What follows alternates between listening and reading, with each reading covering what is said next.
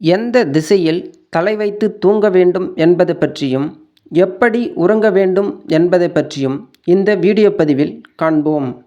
கிழக்கு திசையில் தலை வைத்து தூங்குவது மிகவும் நல்லது.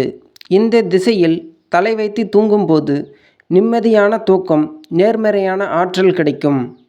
மேற்கு திசையில் தலை வைத்து தூங்கினால் ஒவ்வொரு நாளும் நம் வாழ்வில் ஒரு மாற்றத்தை காண முடியும். இந்த திசையில் தலை வைத்து தூங்கினால் அவர்கள் செல்வந்தராகவும் பெயர் புகழுடன் வாழ்வதற்கான வாய்ப்புகள் அதிகம். தெற்கு திசையில் தலை வைத்து தூங்குவது மிகவும் சிறப்பாக கருதப்படுகிறது.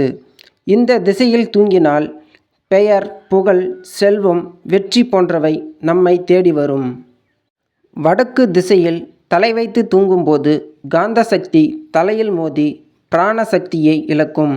இதனால் மூளை பாதிக்கும், இதய கோளாறுகள் மற்றும் நரம்பு தளர்ச்சிகள் உண்டாக அதிக வாய்ப்புகள் உண்டு. எப்படி உறங்க வேண்டும் என்பதை பற்றி இப்போது காண்போம்.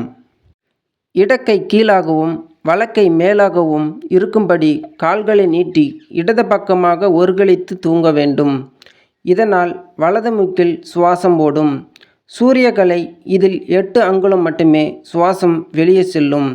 இதனால் ஆயுள் கூடும்.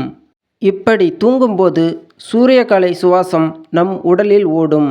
இதனால் உடல் உஷ்ணமாகி உண்ட உணவு ஜீரணமாகும். வலது பக்கம் ஒருங்கிழித்து படுத்தால் இடது பக்கத்தின் வழியாக சந்திரகலை சுவாசம் ஓடும். 12 அங்குலம் காற்று வெளியே செல்லும். இதனால் உடலில் குளிர்ச்சி உண்டாகும். உண்ட உணவு ஜீரணமாகாமல் புளித்து விஷமாக மாறும். நன்றி, வணக்கம்.